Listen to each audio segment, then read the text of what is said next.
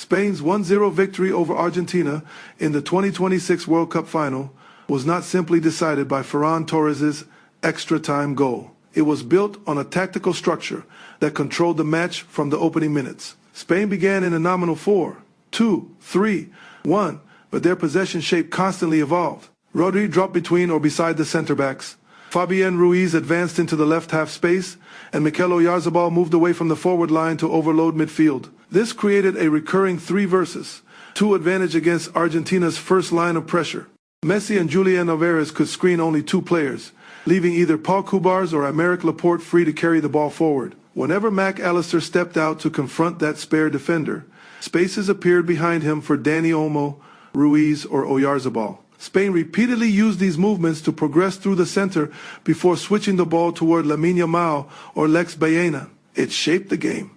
Argentina's dilemma was clear. If their midfield remained compact, Spain's defenders had time to advance and dictate the game. If a midfielder or center-back jumped forward, Spain could exploit the space that movement created. One early move proved it. Cubars carried the ball.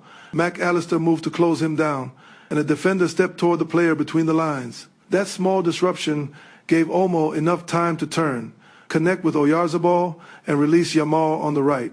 Spain didn't always convert these situations into clear chances, but they repeatedly forced Argentina to defend while moving backward. Their fullback and winger rotations also stretched the block. Cucurella and Baena alternated between the touchline and the half space, while Pedro Porro supported Yamal more cautiously on the opposite side. The final pass was often missing, yet Spain kept circulating possession instead of forcing low-percentage crosses into a crowded penalty area.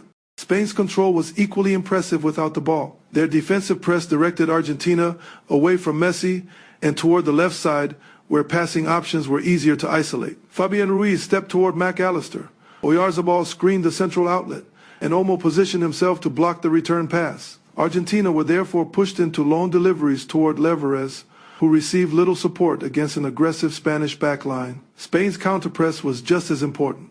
After losing possession, nearby players immediately closed the ball, while Cubars and Laporte held a high line, and Unai Simon protected the space behind them as a keeper. The far side fullback moved inward to secure midfield, and Rodri controlled second balls before Argentina could launch a transition. This structure isolated Messi for long periods and prevented the defending champions from registering a single attempt until extra time. It was decisive. The longer the match continued, the more Spain's patience wore Argentina down. Enzo Fernández was dismissed after receiving a second yellow card late in regulation, leaving Argentina with 10 players for extra time. Even then, Spain refused to abandon their structure. Nico Williams added direct running from the left, and his far post header from Pedro Porro's cross created the decisive moment. Ferran Torres reacted first and finished into the roof of the net in the 106th minute. Argentina finally pushed forward, but Spain's superiority had already shaped the final. They controlled possession, neutralized Messi, conceded almost no dangerous transitions, and remained composed when the goal would not come. This was a victory created by positional discipline rather than a single flash of inspiration. Top class. For more tactical breakdowns like this, subscribe to the channel, leave a like, and share the video with someone who sees football beyond that scoreline.